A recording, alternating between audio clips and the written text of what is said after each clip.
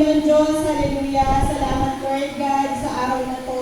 Salamat Lord sa buhay ng bawat isa, Panginoon. Lord, salamat sa puso, Panginoon, ng bawat isa, Lord. Naniniwala ako, Lord God, na puso ng bawat isa ay bukas, Panginoon, sa iyong mga salita. Kaya Lord God, hallelujah, dalangin ko po, Panginoon, na bawat salita, bawat bigla, Lord God, ng salita mo, ng mensahe mo na mahahayag ngayon, Lord God, ay talagang, hallelujah, hallelujah, makukuha, Lord God, yung sustansya, Panginoon, ito ng bawat isa sa amin, Lord God. At Lord, hallelujah, sa pagsasalitang ito, Lord God, tulungan mo po ako, Diyos, hallelujah. Wala po akong magagawa, Panginoon. Wala kaming magagawa, Lord God, kung hindi dahil sa iyo, Panginoon. Kaya, Lord God, hallelujah, ang mensahe mo po, Panginoon, ay mahayag, Lord God, sa kaparaanan na gusto mo, Panginoon. Hallelujah, Jesus. Hallelujah. Lord, i-block mo po, Panginoon, kung ano man po mga mensahe, kung ano man po mga messages, ano man po mga salita, Panginoon. Hallelujah.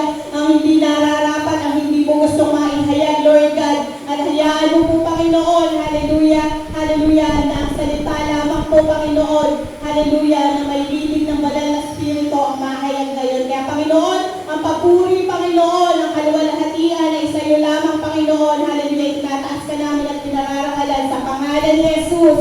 Amen. If there's someone with a burning heart for God, si Jesus lang po yun. Amen. Ngayon po, ang tanong po, ay ibig sabihin po ba nito, hindi tayo pwedeng magkaroon ng burning heart. Kasi hindi tayo si Jesus eh. Sagot po, pwede. Amen. Pwede po. Pwede po tayo magkaroon ng burning heart for God.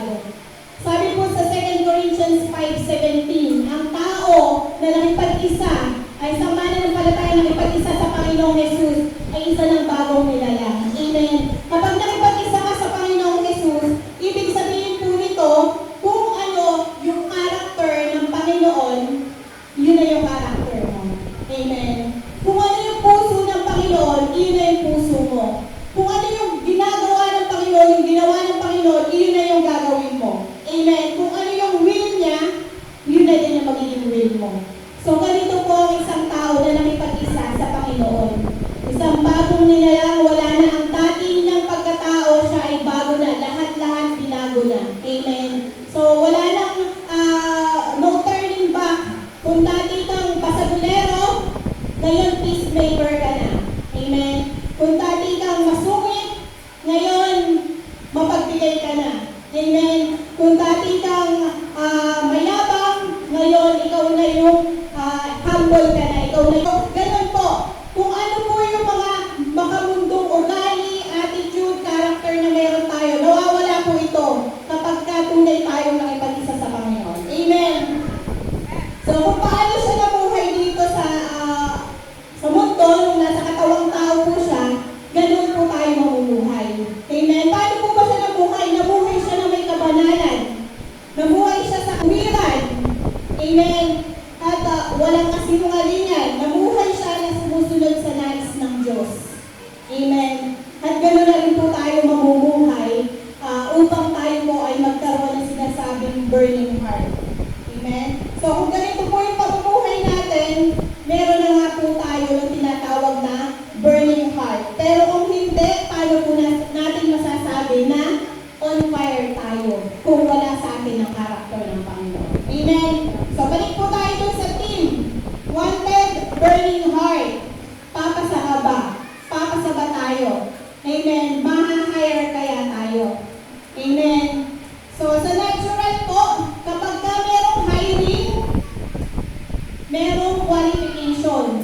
Unang-una po yan. Amen. Merong assessment. Diba? May mga exams po yan. Tapos may mga interview. At may mga requirements pa. So kapag hindi ka pumasa sa qualification pa lang, hindi ka matatanggap. Hindi ka makakapasok. Amen. Kung ang hinahanap po ng height ay 5'3", tapos 5'2", pero 5'2" ka lang o 5 flat. Siyempre, hindi ko na nanalisip kung mag-apply kasi alam ko na hindi na ako papasa kasi hindi ako qualified. In the end po, hindi naman po tayo yung magdidesisyon kung makakapasok tayo sa trabaho kasi yung mga hiring manager o kaya yung owner ng company, sila po yung magde-decide kung sino yung matatanggap, kung sino yung makakaya.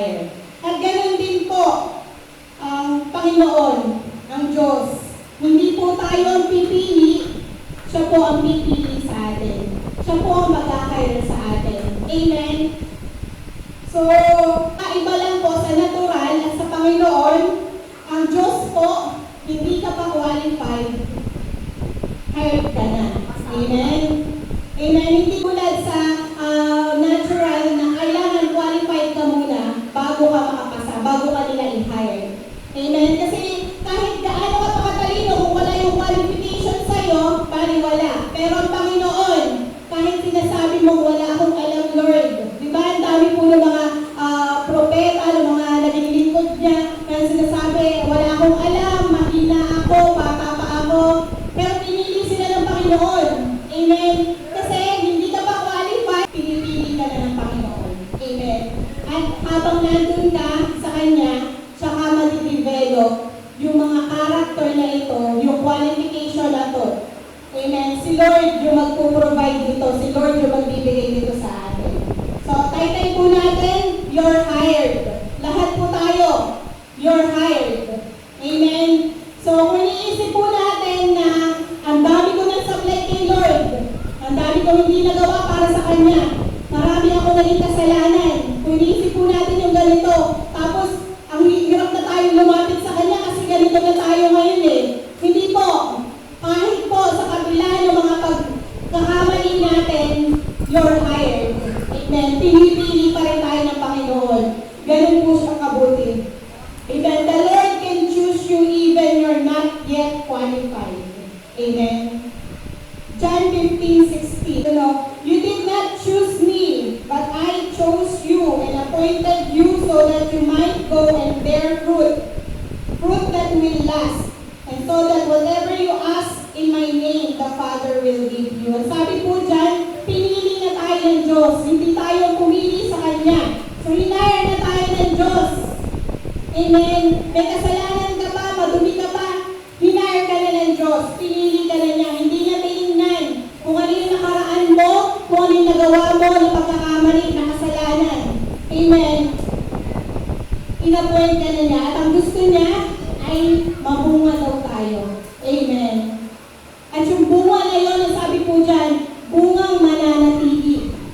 Amen. So yun po ang gusto ng Panginoon sa atin. So pag-usapan po natin yung sinasabing bunga dito. Minsan po kasi ang iniisip natin dito ay bunga na nakapagdala ka ng soul sa church. Iniisip po kasi natin gano'n. Kapag hindi ka nakapagdala ngayon ng isang soul sa church, hindi ka na bumunga. Kapag hindi ka nakapag-invite ngayon, hindi ka na bumunga. So hindi po ito yung bunga na sinasabi. Ang sinasabi po ditong bunga ay yung Christian character, which is the character of Jesus. Amen. Yung sinasabi po sa Galatians 5:22-23, yung fruit of the Holy Spirit. Amen. Ang John 15 verse 1, Jesus is the true vine. Amen. At ano daw po tayo? We are the branches. Tayo yung mga sanga. Amen. Yung mga sanga na nakadikit sa vine, sa pulo. Siya yung Panginoong Jesus. Tayong lahat nakadikit sa Panginoong Jesus. Amen. Pero sabi po, sa verse 2, may dalawang uri ng branches. Basahin ko po sa TPT version ng verse 2 to.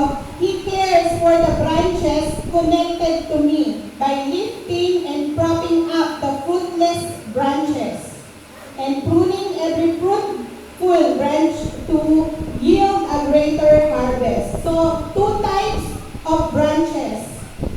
Sabi po dyan, pinuputol niya ang aking mga sangang hindi namumunga at nililinis niya ang bawat sangang namumunga para lalo pang mamunga. Amen. So, two type of branches. Yung number 1 po, fruitless. Amen. So, kapag po isang Kristiyano, isang mananampalataya, ang sabi po dyan, nakadikit pa rin eh. You're with the Lord pa rin, di ba? Naka-connected pa rin tayo sa Panginoon. Fruitless lang. So, ang isa pong fruitless, hindi po iyan ite-terminate ng Panginoon. Kasi mayroon pong version sa Bible na sabi po, He takes away, He remove, tinatanggal po. Kapag nga po, tinignan po natin sa literal, yung sinabing He takes away, o the God takes away the branches na hindi namumunga, iisipin po natin, inaalis tayo. Tatanggalin tayo, itatapon tayo. So, ang Panginoong Jesus po, dito po sa verse na to, dito po sa passage na to, gumamit po siya ng metaphor. Yung metaphor po, yung gumagamit po siya ng mga example, tulad po ng animals, ng mga plants, ganun po. So, hindi po natin siya titingnan as literal. Kaya po, ang sinabi po dito sa TPT version, we lift up, amen, yung mga fruitless. Pag sinabi po lift up, alam niyo po yung mga sanga, kapag po bumabagsak ng ganon, nakabagsak po yung talagang yuyukulan po niya sa lupa. Ang ginagawa po ng may-ari ng puno, lalagyan niya ng tungkod, di ba po? So, iyon, we lift up. Di ba ang Panginoong Jesus po, ginagawa niya po dun sa mga kasalanan, yung di ba may babae na talagang pupukulin na siya kasi nagkasala siya, pupukulin siya, kinokondem siya ng tao, pero ang Panginoon, anong ginawa niya? He lift up. Amen. He lift up yung mga tao na makasalanan, yung mga tao na talagang naging marumi. He lift up. Amen. In-encourage niya po. Binigyan niya ng pag-asa. Ano sabi ng Panginoon? Pinatawad ka na sa iyong mga kasalanan. Nilinis ka na. Ganun ang sinasabi ng Panginoon eh. Ganun pong ka-gentle ang Panginoong Jesus. Amen. Kahit fruitless ka ngayon, He will lift you up. Tapos yung sinasabi pa po dito, propping up. Sa ano po kasi sa agriculture, di ba pag sinabi pong propping up, pagsasama-sarahin mo yung mga branches. Kasi po kung magkakahiwa-hiwalay po yan, yung minsan, yung iba hindi nila nakukuha yung mga nutrients na gagaling sa sunlight, so hindi sila nakakapamunga. So yun po ay sa natural. Kaya ang ginagawa ng mga farmers, ipa-propping up sila, pagsasama-samahin, para makuha nila yung proper nutrients at lahat sila mabumunga. So ganun po yung ginagawa ng Panginoon. Amen. So hindi po ibig sabihin na fruitless ka ngayon, He will terminate you or He will cancel you. Amen. Sa mundo po, kapag unproductive tayo, pinakancel tayo. Amen. Tina-terminate tayo. Pero ang Panginoon hindi po. Fruitless ka ngayon, instead na i-terminate ka niya, i-lift up ka niya. Amen. Ganun po kabuti ang Panginoon. So isa pa po na example, si Peter. Peter's denial. Si Peter po, nung time na yon, masasabi po ba natin na may bunga si Peter, may bunga po siya ng karakter ng Panginoon nung i-deny niya ang Panginoong Jesus. Hindi po kasi naging duwag po siya dito eh. Natakot po siya, hindi po niya pinanindigan yung Panginoong Jesus. Pero yung denial ni Peter na yun para sa Panginoong Jesus, hindi naging dahilan para i-reject siya ng Panginoon. Amen. Tayo po, maaari nakikita natin ay nakaka-disappoint yung ginawa ni Peter. Pero hindi siya i-cancel ng Panginoon. Amen. Nanatili siya. At ano po ang nangyari? Nanatili siyang connected sa Panginoong Jesus pa rin. Ano po ang nangyari? Nabago po si Peter. Diba? Nabago po yung character niya. Na-receive niya yung Holy Spirit. Amen. At si Peter po, nakapamunga. Amen. Namunga po siya ng mga karakter ng Panginoong Jesus. Ganun po yung gusto mangyari sa atin ng Panginoon. Fruitless ka ngayon, pero i-lift up kita para makapamunga ka. Amen. So, yung iba pa pong mga disciple, bukod po kay Peter, meron po doon na after sa position, di ba may talagang disciple po, ang sabi sa Panginoon Jesus, Panginoon, kapag ikaw ay nakaupo na sa iyong trono, ilagay mo ako sa kanan, ilagay mo ako sa kaliwa, yung mga ganun po nila. So, after sa position, pero, i-rebuke sila ng Panginoon, pero hindi sila ni-reject. Amen. Ni-lift up pa rin sila. Hinayaan niya na connected pa rin yung mga disciple na to sa kanya. Amen. Meron pong disciple na doubtful, nagdududa sa Panginoon, pero hindi po ito naging dahilan para sabihin, ikaw, pinagdududahan mo ko, umalis ka dyan. Tatanggalin kita bilang disciple ko. Tatanggalin na kita kasi hindi ka naniniwala sa akin kasi nagdududa ka sa akin. Amen. Pero hindi po. Tapos ano po yung mga nangyari pagkatapos nun? Nabuha po yung mga disciple. Meron po isang babae na binasag po yung alab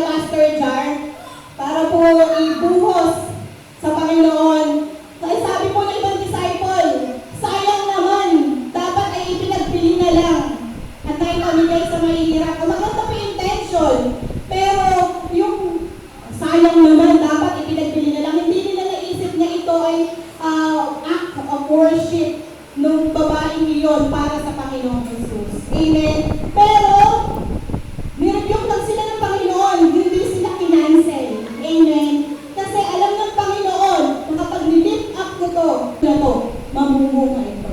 Amen. At ganun po ang gagawin sa atin ng Panginoon kung wala pa po tayong bunga ngayon. At dahil hindi pa po, sigurado na kumpleto sa atin ang bunga ng banal na Espiritu. Amen. At ito po ang gagawin sa atin ng Panginoon. Amen. So, but the Lord did not cancel them. Kaya in the end, nakapamunga ang lahat. Amen. So, as long as you stay connected to the vine, meron kang pag-asang mamunga. Amen. So, manatili po tayo. Kaya nga sabi po, ang right position ng isang mananampalataya ay to abide. Manatili po tayo sa Panginoon. Kasi ang sabi po, kung hindi tayo mananatili, nun pa lang po, tayo hindi talaga makakapamunga. Amen. So, pangalawa pong branch na sinasabi dito, fruitful. Sa fruitful po, meron pong pruning. Hindi dahil may bunga ka na, okay ka na.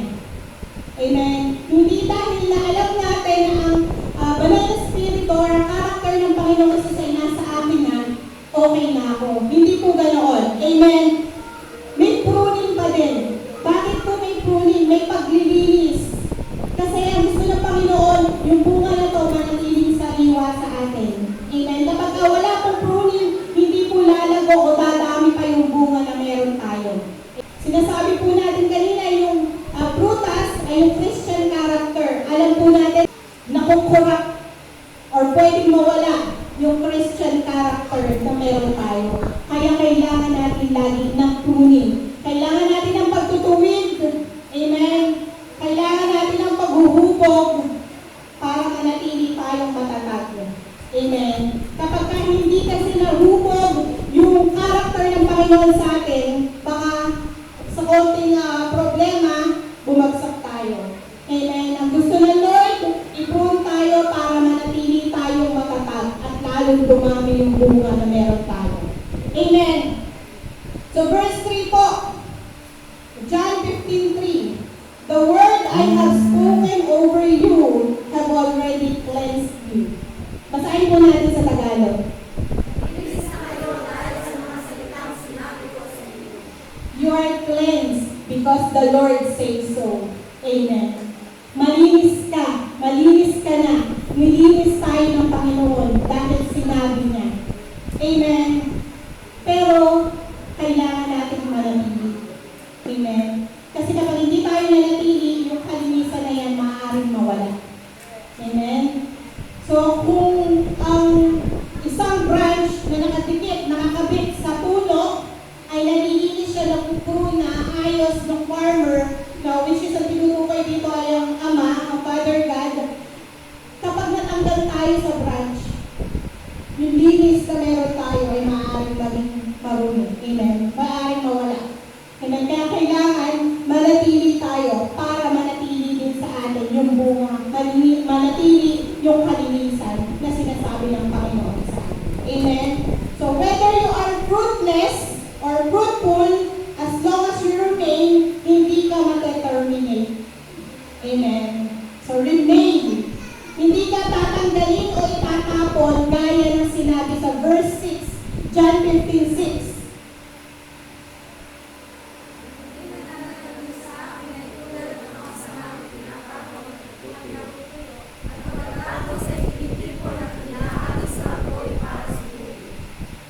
Amen. So yung mga fruitless po na branches na sinabi kanina sa verse 2, hindi po katulad nitong sinabi sa verse 6 na hindi nananatili sa Panginoon. Ang branch na hindi nananatili ay itatapon. Amen. So kung nananatili ka sa Panginoon, kahit wala ka pang bunga ngayon, hindi ka itatapon ng Lord. Amen. Amen. Kaya nga meron po mga nawawala sa church, pero bumabalik kasi hindi tayo itinapon ng Panginoon. Amen. So, basahin ko po din dito ang TPT version. If a person is separated from me, he is discarded. Such branches are gathered up and thrown into the fire to be burned. So, yung mga hindi po nananatili sa Panginoon, ito na po kahapon. Ito na po yung kahit kailan hindi na makakapamunga. Amen. So, ang tanong po ngayon, ganoon naman pala, kahit fruitless ka, pwede naman pala basta nananatili ka. Amen. May ganun po. Siyempre, magtatanong po tayo, okay lang pala kahit fruitless ako, okay lang pala kahit salbahe ako, kahit masama ang ugali ko, kahit wala yung character ng Panginoon sa akin, okay lang pala. Hindi po. Amen. Kasi, sabi nga po sa Ecclesiastes, maaari mong gawin ang lahat ng bagay. Amen. Pero lahat ng sinabi mo, lahat ng ginawa mo, ay pagsusunod mo sa Panginoon. Amen. Amen. At meron pong pagkakaiba ang pagiging fruitful at fruitless. Sa fruitful po, sabi po sa verse 8, when your lives bear abundant fruit, you demonstrate that you are mature disciples who glorify my Father. Amen. Basahin po natin sa Tagalog.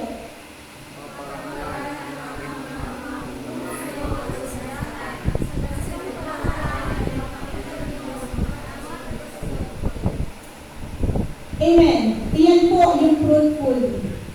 Amen. Ano sabi po dyan? Ang namumunga po ng abundant fruit or ang namumunga po, dine-demonstrate niya na siya ay isang mature disciple. Amen. Ang isa po na may character or isang mananampalataya na may character ng Panginoong Jesus, pinapakita po nito na isa kang mature disciple ng Panginoon. Amen. At ano pa po? Give glory to God. Amen. Napaparangalan mo ang Panginoon. Ito po, amen, yung pagkakaroon ng bunga. Ito po, yung kaibahan ng may bunga sa wala. Nagbibigay po tayo ng karangalan sa Panginoon. Nagbibigay po tayo ng kaluwalhatian sa Panginoon. Which is, in the first place po, kaya tayo nilikha ng Panginoon para siya ay parangalan. Amen? So, kung hindi po natin siya pararangalan, parang anong sense ng buhay natin dito sa mundo? Di ba po? So, ito po yung kaibahan ng fruitful ka kaysa fruitless. Amen? Ang fruitless naman po, parang ka lang isang palamuti. Amen? So, hindi ka tinatanggal, pero nandun ka lang, naka-display. Palamuti lang. Amen. So, you are active. Lahat, kahit na online Bible study, attendan mo. Binasa mo yung Bible from cover to cover, pero hindi naman nagrarema, hindi natin ipinamumuhay kung ano yung sinasabi sa salita ng Diyos. Amen. So, you are praying buong magdamag, pero wala ang character ng Panginoon sa'yo. Pwede po ba yun? Pwede po, pwede. Pwede po yung mangyari na lahat ginagawa mo, pero yung character ng Panginoon wala. Kasi sabi nga po you're connected pa rin connected ka pa rin sa Panginoon. So nagagawa mo yung mga bagay niya, pero wala lang bunga. Wala lang yung character ng Panginoon. Amen? So pwede po yun. You're connected to the vine, but you are fruitless. Amen. You are connected to the Lord. Pero, hindi mo siya binibigyan ng karangalan. You are connected to the Lord, pero hindi mo siya binibigyan ng kaluwalhatian. Amen. At gusto po ba natin yun? Wala pong may gusto ng gano'n. Gusto po natin lahat mabigyan ng karangalan ng Panginoon. Amen. So, ano po mas maganda? Fruitless, fruitful. Siyempre po, fruitful. Amen. At kahit sino po, pipiliin po ito na maging fruitful. Amen. Fruitful ka, you give glory. Fruitless ka, hindi mo siya pinaparangalan. Maaari ko pa yung maging dahilan para mag-grieve ang banal na spirito. And we don't want that to happen. Amen. Kasi yan po, huwag natin kaya mag-grieve ang banal na spirito. Amen. Kaya, asamin po natin, habang nililift up tayo ng Panginoon, asamin natin na makapamunga tayo. Amen. And Lord, hindi nawawala ng pag-asa sa atin, kaya hindi niya tayo tinatanggal. Kaya hindi niya tayo tineterminate. Hindi siya nawawala ng pag-asa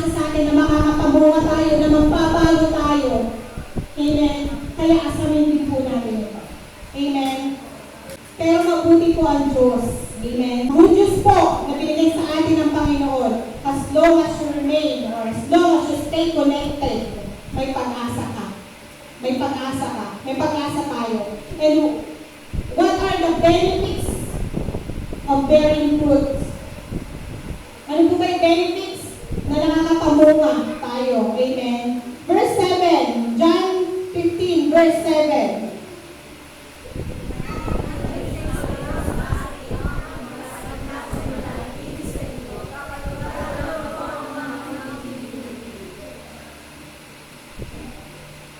Amen. Sabi po dyan, kung mananatili tayo sa Panginoon at mananatili ang kanyang mga salita, ipagkakaloob ko ano mga pinili mo. So ito po yung benefit.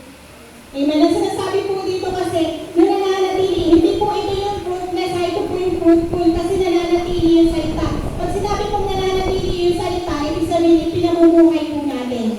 Ibig sabihin dito, may bunga tayo. Ano po ang sabi dyan? Ipagkakaloob ko ano bang hilingin mo. Amen. So ito po yung benefit na ikaw ay may bunga, na ikaw ay mayroong karakter ng Panginoong Jesus. Amen. Ano pa po? Verse 16.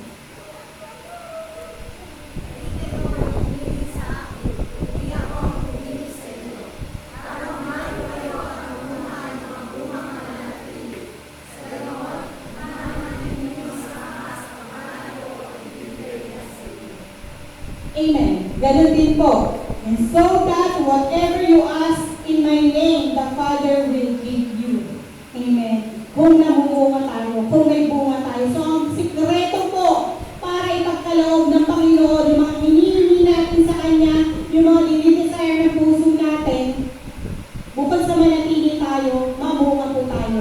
Magkaroon tayo ng karakter ng Panginoon Jesus. Amen. Kasi syempre, paano ibibigay ng Ama kung hindi naman niya nakikita? Kaya tayo pinatawad ng Ama kasi nakikita niya sa atin ng Panginoong Jesus. Tama po.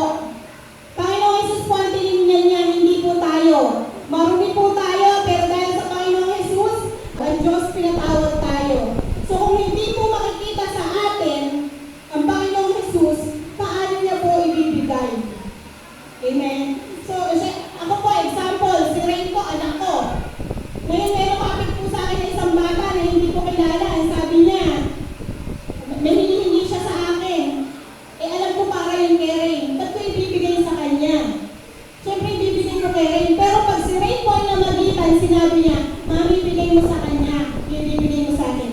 Ibibigay ko. Kasi para sa kanya yun. Kasi yan siya yung nakikita ko. Amen. Hindi po nagiging matawa tayo. Ginawa ko lang po example yun. Amen na. Kasi ang Ama, ibibigay niya para sa Panginoong Jesus. So, paano niya ibibigay sa atin kung hindi niya nakikita ang Panginoong Jesus sa atin? Amen? So, kaya po, isipin po natin, may mga hinihingi ako sa Diyos, pero hindi pa niya ibinibigay. Nakikita kaya ng Diyos yung karakter ng Panginoong Jesus sa atin. Baka kaya po hindi pa yung ibinibigay sa atin, hindi nakikita ng Diyos yung karakter ni Jesus sa buhay natin. Amen. Jesus' character is loving, mapagmahal. So ito po yung kukunin natin kasi ang dami pong karakter ng Panginoong Jesus. Ang dami pong bunga ng Banal na Espiritu. So ito po yung kuhanin natin since ito po yung nasa una na binanggit. Loving, mapagmahal. Amen. Ito po yung karakter ng Panginoong Jesus. Basahin po natin yung John 15 verse 9 to 11.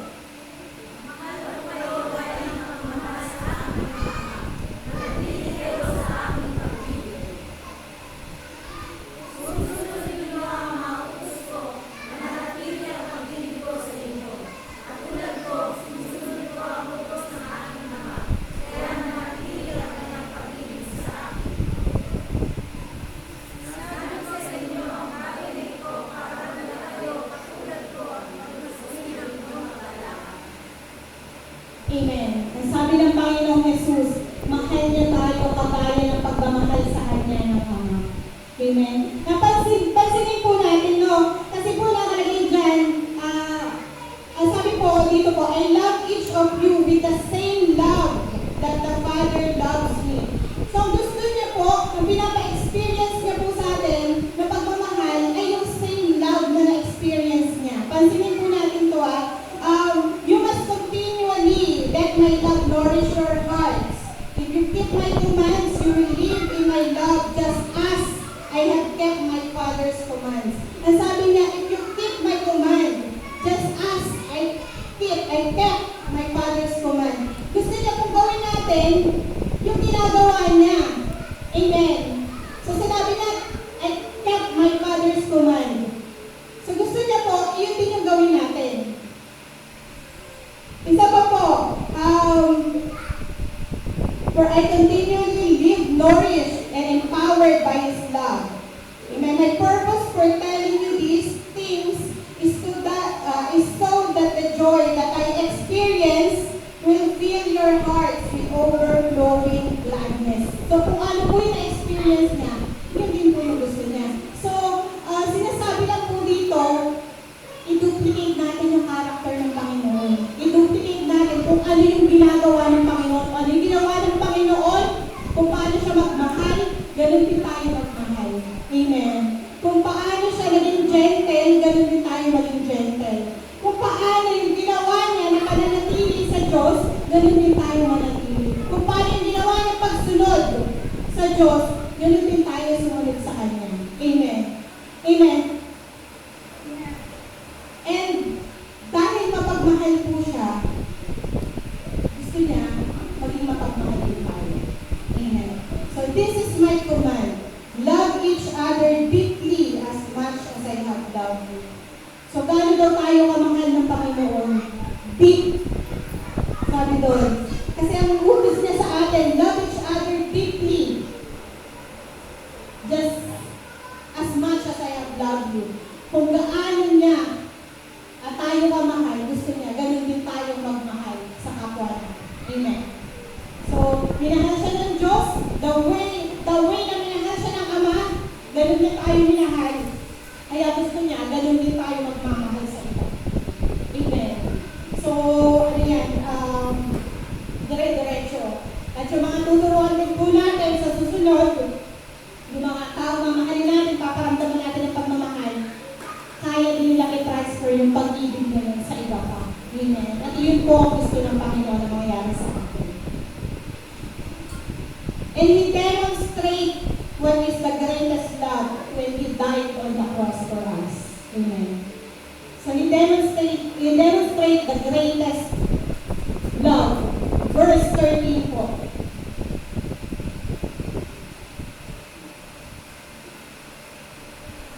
Basahin ko na lang po.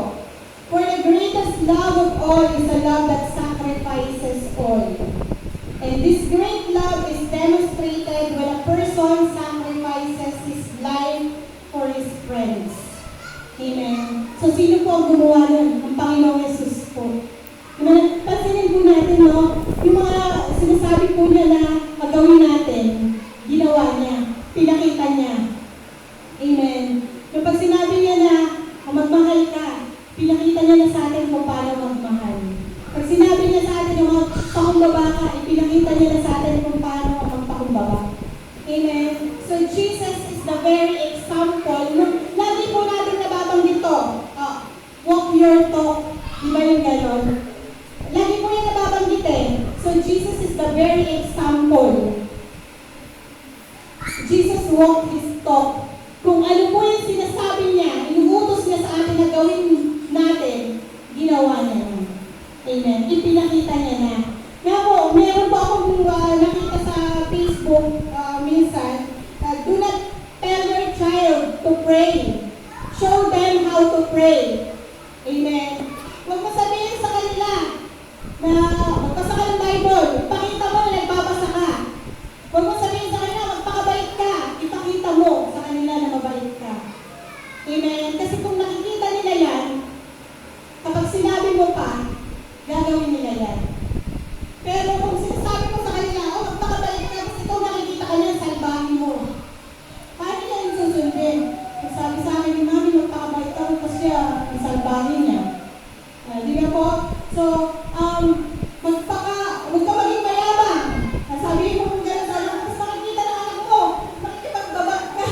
Ang yabang-yabang mo, nagkakamon ka. So, paano niya susundin yun? Amen? So, ganun po ang Panginoon sa atin eh. Bago niya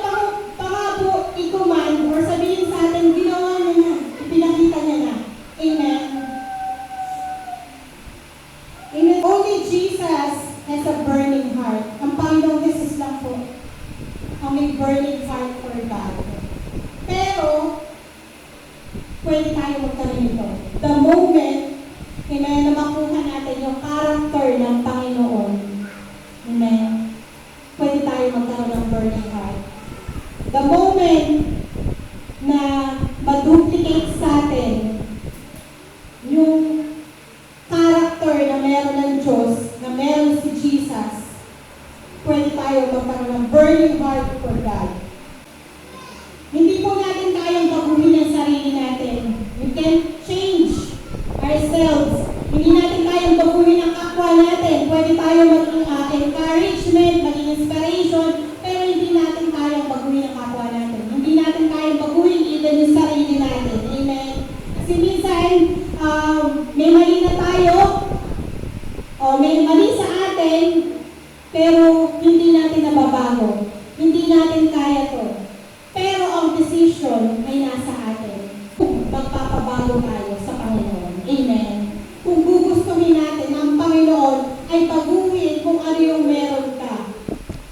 Amen. Kung gusto natin na ang Diyos baguhin yung mga bagay na alam natin o nakikita na natin na mali din sa atin. Kapag gusto natin itong mangyari, magdidesisyon tayo. Lord, change me. Lord, change my heart. Amen. Because the Lord Jesus can change you. Amen. Remember po, yung first miracle na ginawa ng Panginoon Jesus. Amen. Amen. Yung sa kasalan po, yung tubig ay ginawa niyang alak. Amen. So yung tubig, alak ang lasa.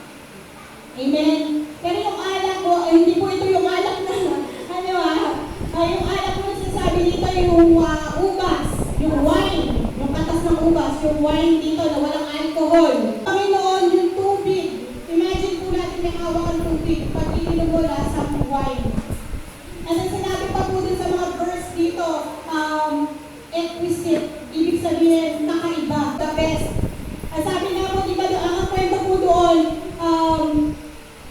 naubusan na ng alak dun sa kasalan. Yan, lumapit si Mary, yung mother ni Jesus. Sabi niya, anak,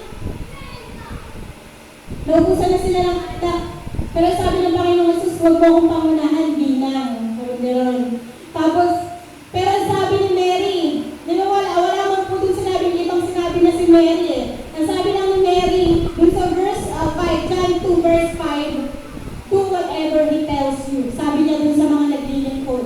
Sabi niya dun sa mga naroon.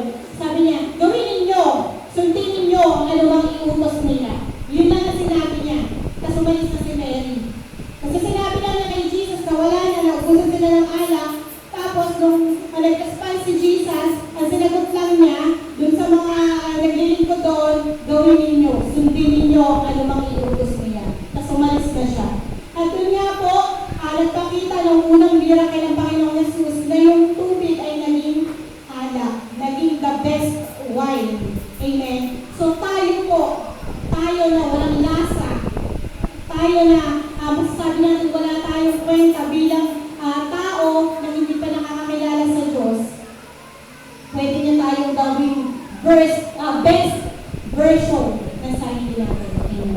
Pwede niya tayong gawing the best wine, kagaya ng ginawa ng Panginoon Jesus. Pero, ang sabi po, sundin mo ang lahat ng sasabihin niyo. Sundin natin. At in the end pa rin po, meron siyang pinapagawa. Obey. Obey everything na sasabihin ng Panginoon. Amen? So, kung gusto natin magbago from water to exquisite wine, kailangan sundin natin lahat ng sasabihin ng Panginoon Jesus. Amen? Kasi, kung gusto natin magbago, pero hindi tayo susunod sa mga sinasabi ng Diyos, hindi tayo susunod sa salita ng Diyos, hindi ito mangyayari. Hindi tayo magbabago. Amen? So, wag lang po natin na basahin yung Bible, talaga pong i-understand, meditate po natin ito. Amen? Hindi lamang po yung kakabisaduhin lang natin, kundi maunawaan po natin talaga yung mga sinasabi dito at maipamuhay po natin. Ito po kayo kasi yung pinaka-best, yung ipapamuhay na natin. Hindi lang natin sasabihin, hindi lang natin i-share. For example, ito po ako, nagpunta ako kila Ate Tina. O Ate Tina, ito yung sinasabi ng salita ng Diyos, ito yung nabasa ko sa ganitong verse. Pero hindi ko nakikita sa akin ni Ate Tina. Amen. So, mas maganda pa rin po na ipamuhay natin yung salita ng Diyos upang pag tayo na po ang nag-share sa mas marami pang tao, sa iba, ay makikita na ito sa atin. Amen. Hayaan po natin ang mag-magnify sa atin ay ang salita ng Diyos. Amen. Ang character ng Panginoong Jesus. Amen. Pwede pong tumayo po tayo para po tayo po ay magbuni-muni ng mga kabutihan ng Panginoon sa atin. Habang ang ating pong music team ay kumakanta. Amen. Hallelujah. Hallelujah. Isipin po natin. Tanungin po natin yung sarili natin. Fruitless ba ako o fruitful? We are all connected sa vine. Connected pa rin tayo sa Panginoon. Pero fruitful ba ako? O baka fruitless ako? Haminin natin sa Panginoon na maging fruitful tayo. Haminin natin sa Panginoon na mabago tayo. Para hindi na natin hindi pa tayo nagsasalita, nakikita na sa atin. Amen. Amen.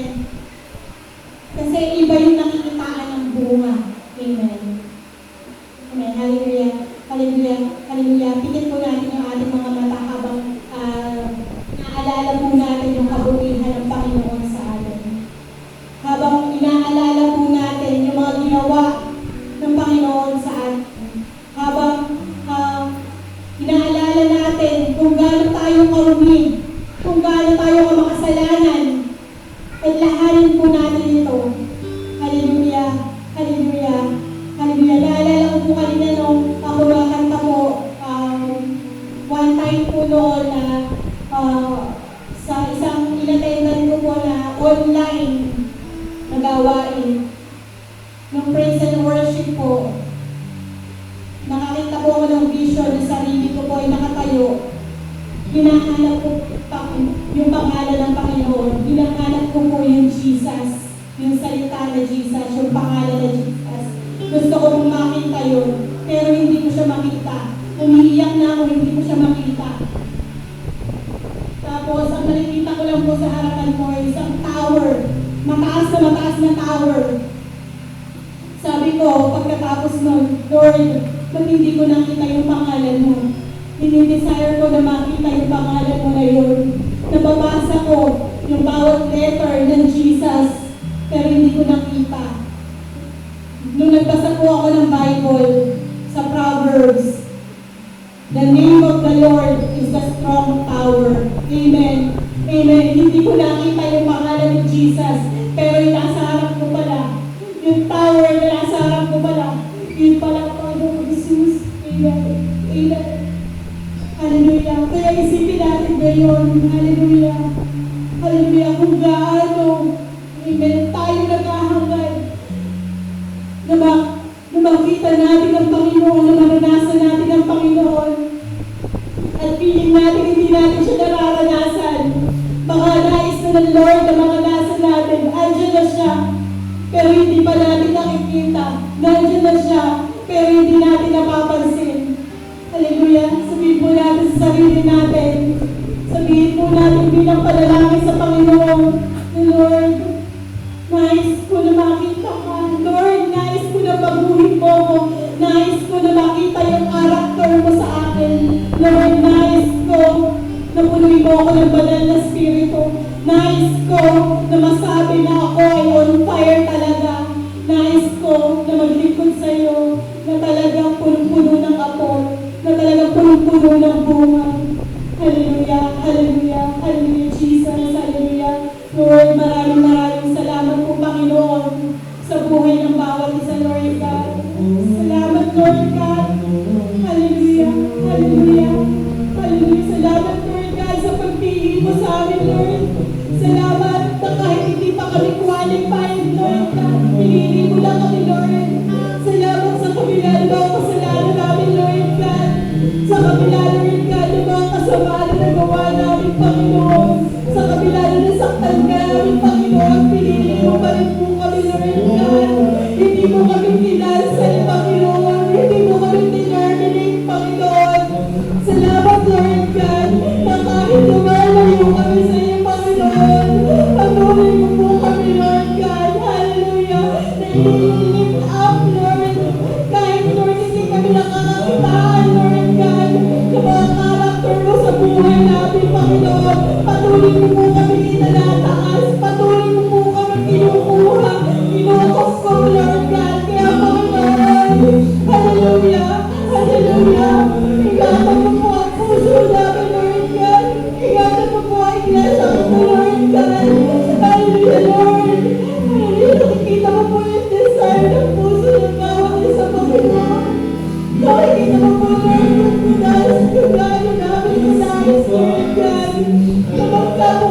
nagulat kami, Panginoon.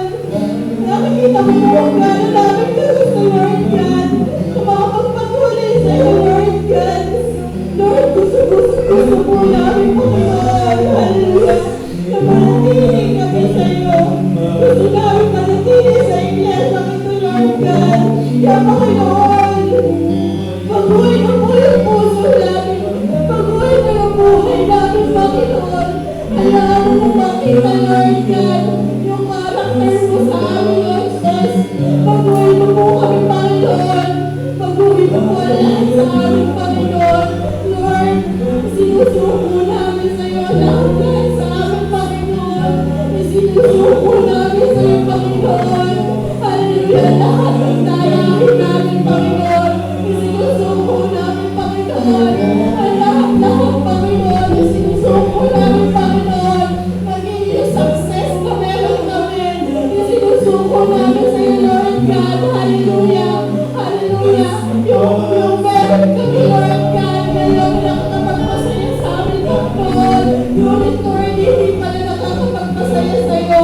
Lord, sinusuko namin sa'yo yung pagiging fruitless namin, Panginoon. Lord, hilip mo po kami. Hallelujah, hallelujah, hallelujah, Lord. Ikaw po, Panginoon. Hallelujah. Tinatakbuhan namin sa mga oras na to, Lord God. Hallelujah. We are praying for sanctification, Lord God. Hallelujah. We are praying, Lord, para sa coverage, Panginoon. Na yung banal na dugo sa iglesia ito. Hallelujah, Lord. Alisin mo po, Panginoon. Ang lahat, Panginoon. Hallelujah. Nagduha ng kaaway, pataraya ng kaaway na pumasok sa iglesia ito, Diyos. Hallelujah. Alisin mo po ito, Lord God. Hallelujah.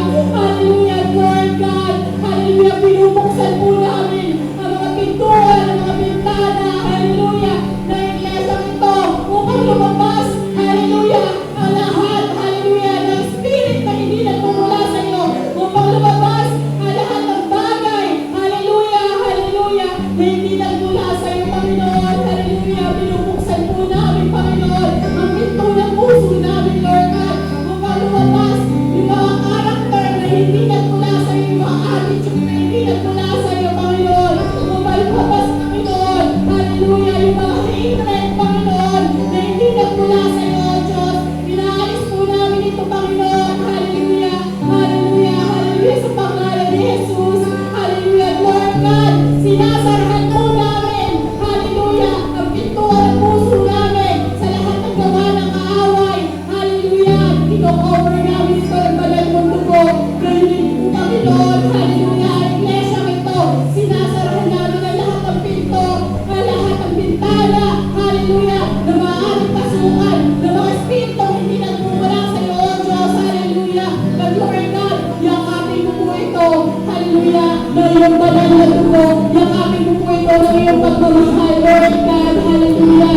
Lord, hallelujah. Pagbuhin mo po ang puso namin araw-araw, Lord God. Hallelujah, Lord. Salamat sa pag-ibig mo. Salamat sa iyo, Lord God. Salamat sa tulad mong kapayapaan, Panginoon. Salamat, Lord, sa tulad mong kagalakan, Panginoon. Salamat, Lord God. Hallelujah. Sa mga puso, Panginoon. Na patuloy, Lord God, na nagtitiwala sa iyo. Na patuloy na naniniwala sa iyo, Panginoon. Salamat, Lord, sa mga puso patuloy na nagpapakatatag, Lord God, para sa iyo, O Diyos. Hallelujah, Lord. Nagtitiklaro po ko, Panginoon. Hallelujah, ng bawat puso ito, Lord God. Ay talagang bibiyayaan mo po, Panginoon, ng tunay na katatagan na nagmumula sa iyo, O Diyos. Hallelujah. Salamat, Lord God. Hallelujah. Hallelujah. Hallelujah.